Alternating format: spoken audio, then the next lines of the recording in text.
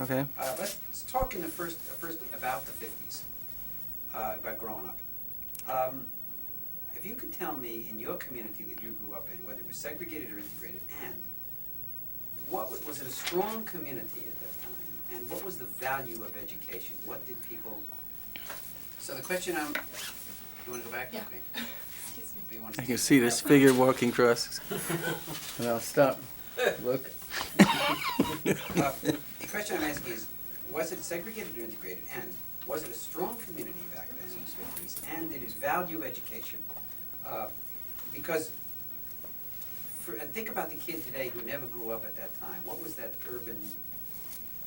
Okay. I grew up in South Philadelphia. We didn't realize it was segregated.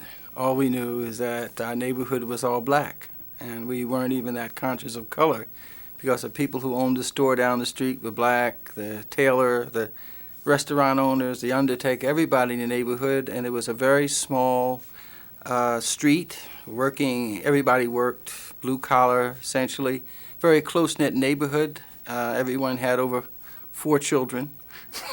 We played in the streets together. On Saturday morning, our parents came out and the hucksters came around and our parents purchased things. We had to go buy ice because there were no refrigerators then. We had a coal stove, so the younger kids were responsible for putting wood and coal into the stove and keeping it going.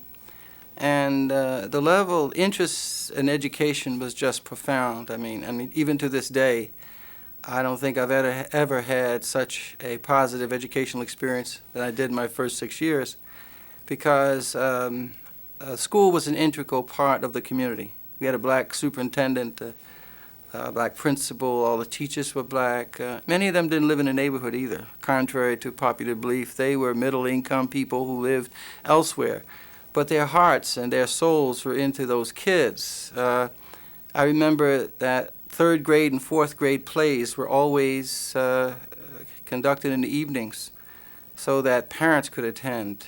And an auditorium that seated maybe 400, 500 people was standing room only for a 3rd and 4th grade play.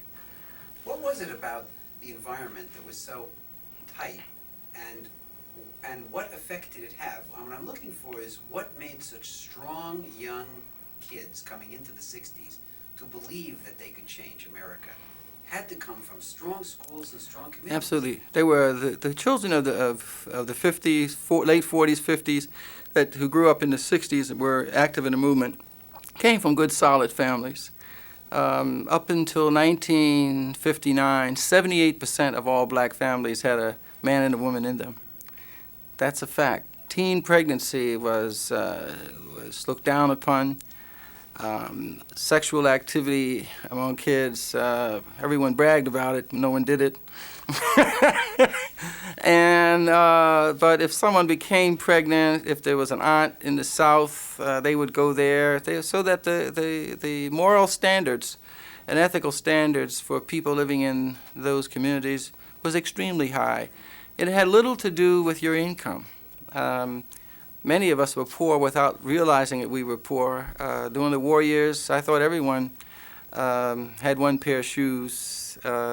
Today, I have a lot of shoes because of those early experiences. You know, you put cardboard in your shoes when your soles were worn out. You never went to your mother and said, "Mom, my shoes need to be replaced or fixed." You just knew that the money wasn't there for that. So you got the thickest piece of cardboard you can find and put it in your shoes, and if it didn't rain, you could last for 2 days.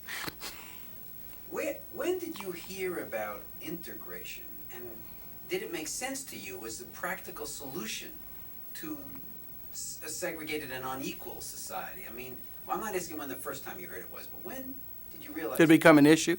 Yes, where it's going to change things. You're now going to live with white people, and you're going to go to school with white people, and we're all going to become one country. Well, many of us who exercised leadership in the civil rights movement in the early and mid-'60s, integration was never our goal. We never saw integration as a solution to the problems. We were seeking desegregation. And I think confusion on that point has continued to erode the collective self-confidence of the black community today. Just a very confusion. You see, I fought against de jure segregation. That is, when someone absolutely forbid me to go into a restaurant or live in a given housing complex, I was just restricted by law. I remember when I was discharged from the military, coming home in 1958 and standing in Florida, only person at a ticket window, and have the man stop and wait on a white person. He waited on 10 white people while I was standing there. In the meantime, I almost missed a train and couldn't check my bags. That's what I fought against, the indignity of America's apartheid system. So integration was never an issue for me or for many others, but it was the issue that I think separated me from the civil rights movement.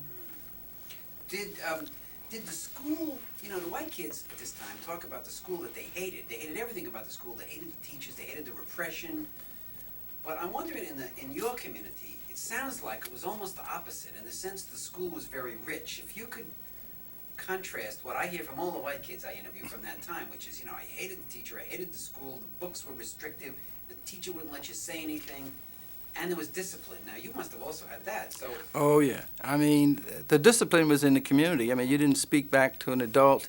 The thought of an elderly person being disrespected was just unheard of. And teachers were never disrespected. And if you misbehave, you would be spanked by a neighbor. And your mother got home or father got home, you were spanked there. And God forbid a teacher should ever have to send for your parents. And they had to take off work. That was it. And so it imposed a kind of discipline. And again, it was a discipline that had little to do with how much money you made. There was a sense of comfort, a sense of well-being, a sense of oneness between the school and the community. It sounds like actually a wonderful time, absolutely. Really Absolutely. Time to grow. It really was. And the issue of white people was never issue. It was never discussed. The most exciting thing in our community is when Joe Louis was fighting on Friday night on the radio, and virtually the whole community came to a standstill while we listened. And so that was the only relationship to whites that I can think of, particularly when Joe Louis was fighting. Most of the time he fought someone white. Now we're jumping to the second program. Different questions, different set of questions. Describe, when we went to these black colleges, don't give the year, but more the feeling. The black college environment, which is not generally known by people, how good was it? How precise was it? And how good an education? But more important, was it talking civil rights, or was it trying to keep civil rights down, or was it the students who were raising the issue? Who was raising it on these campuses? Well, in the early days, civil rights was not an issue. The black colleges gave kids like me, a high school dropout, who dropped out with 3 months after my 17th birthday, and then went into the military and got introduced to learning there, got on flying status, went to a really nice military school, learned airborne electronics, did some flying with the military, and then finished my high school education there, and was told that I could enter any college in the country because of my scores. But I lacked the kind of confidence. But the black colleges, my college, Cheney State College, I think reached out to me. It was a warm environment. It was almost a continuation of the kind of warm and accepting environment I experienced in the black schools in my native Philadelphia and my old neighborhood. It was Cheney was a continuation of that kind of loving experience, but it was tough. I remember I entered with 13 other veterans, and we were given some priority in admissions because it was thought that we were mature. Our grades weren't that great, and so we were placed on academic probation, but over half of us made the dean's list at the end of the first year from academic probation, because our professors really worked with us. Well, let's talk about how tough the school was, though. I mean, are we talking about schools that were let's say, more casual and more careless than the white colleges, or tougher than the white colleges? Now, these colleges were tough. As I said, 13 veterans with the GI Bill, and 13 of us, all of us just about were on academic probation. And I remember, most of us had to work full time, so I had to take a minimum load. But I remember dropping out of a literature course because after a couple days, because I knew I couldn't keep up the pace, but I didn't want to flunk the course because I valued it too much to try to hang in and do a marginal kind of job. So I dropped out and then took the literature course the next semester and eventually got an A.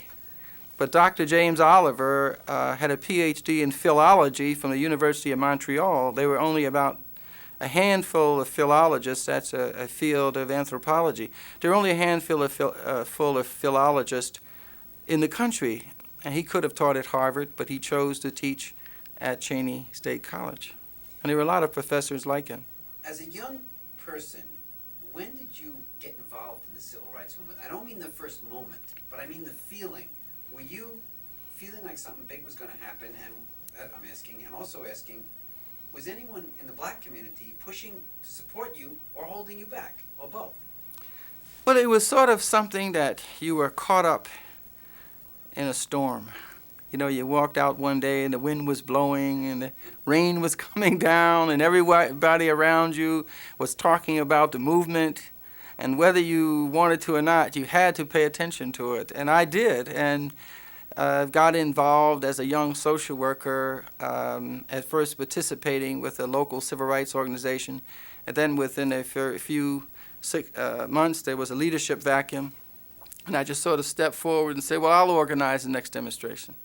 And then got involved that way, eventually volunteering about 40 or 50 hours a week in the movement while maintaining a job as a social worker in a mental health clinic.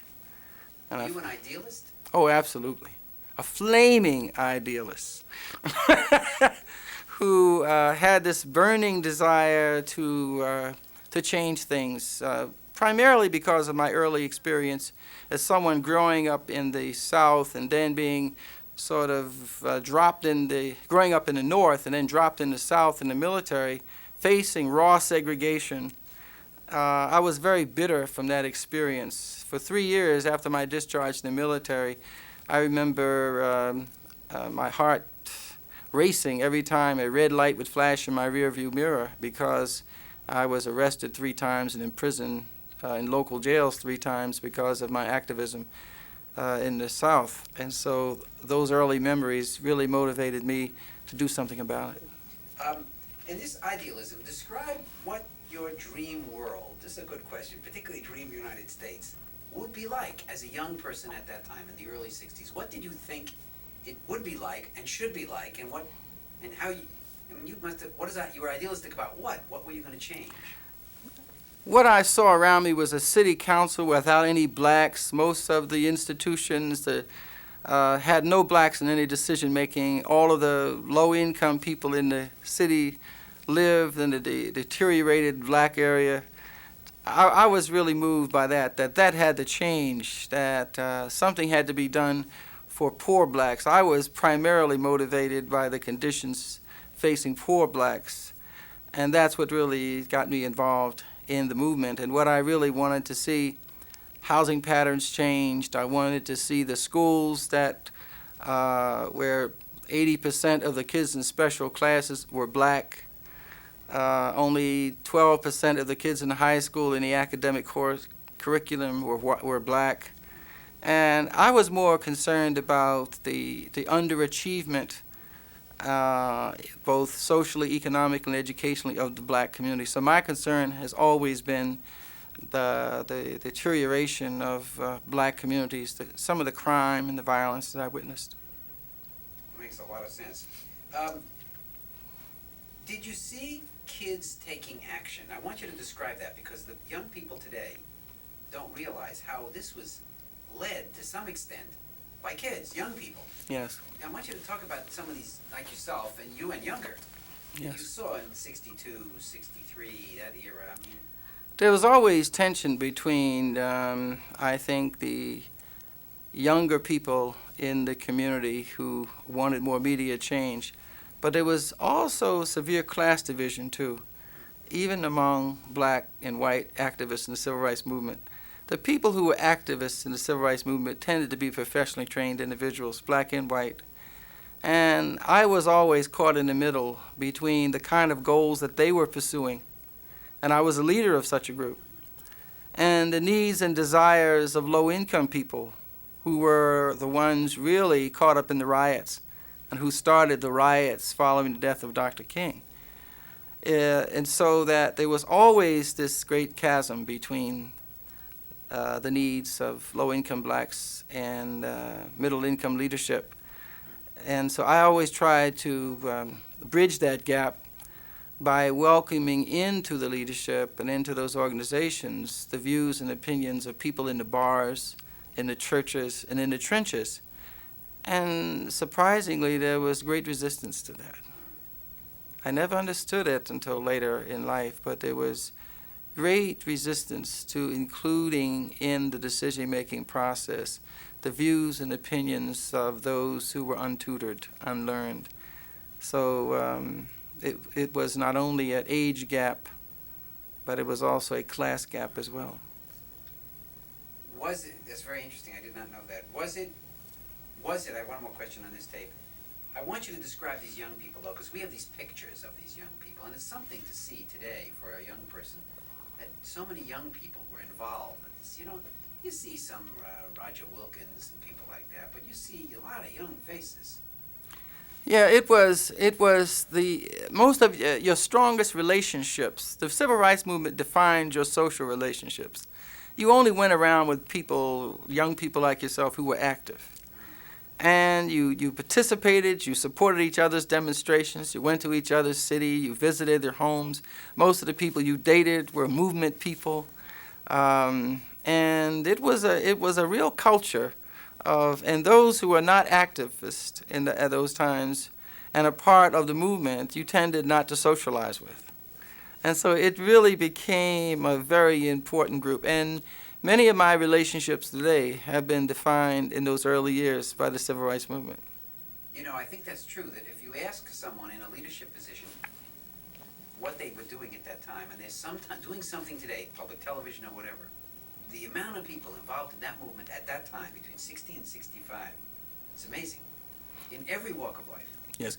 Kenneth Clark, in one of his early books, Dark Ghetto, points out an interesting phenomenon. I learn a lot from throwaway statements and things that people don't focus on. But he talked about when the civil rights movement came to different towns and cities, there was a noticeable decline in crime, school truancy, all of the negative social indicators. There was a decline. It's as if the civil rights movement filled a moral vacuum for people and a spiritual vacuum, that when they were involved in the movement, even for a temporary period of time in support of a given issue, that it changed their values and it changed, as a consequence, their behavior for at least a period of time.